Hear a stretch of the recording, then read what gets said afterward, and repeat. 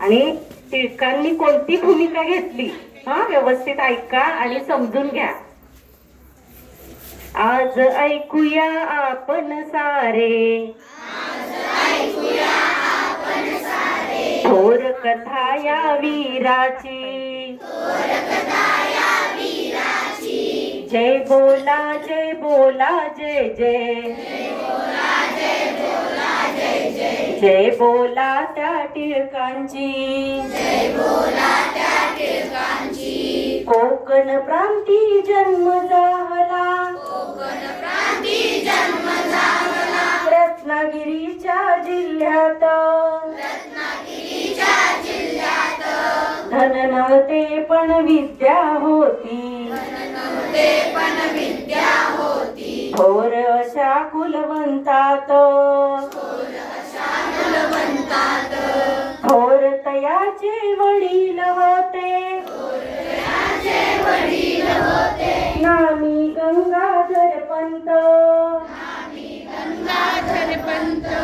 केशव त्यांनी केले होते. बाळाचे नाव पसंत. बाळ झाला जेव्हा मोठा. जाऊ लागला शाळेत. हिऱ्यासारखी बुद्धी तयाची. चमकत होती विद्येत. एके दिवशी गंमत झाली. गुरुजी नव्हते वर्गात. खट्याळ काही पोरे बसली. तिथेच मग शेंगा खात. मग गुरुजींचा पारा चढला. प्रकार पाहून तो सारा. चुप राहिली मुले बरोबर. दिला न त्यांना कुणी थारा.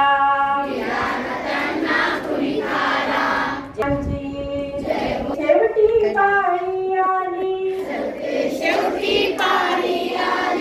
आली टिळकांच्या वरती. हात परंतु केला नाही. टिळकांनी अपुलावरती. सांग कोणी कचरा केला. पुसले त्यांनी दटावणी. माहित आहे तरी परंतु. सांगणार मी मुळी नाही. आजवरी मी काही गुणाची. चुगली ही केली नाही. नीटपणाने टिळक बोलले. धैर्य पहाया पोराचे. धडे शिकूया आपण सारे. त्यांच्या पाहुणी सत्याचे. जय बोला जय बोला जय जय. जय बोला त्या टिळकांची. जय बोला जय बोला जय जय.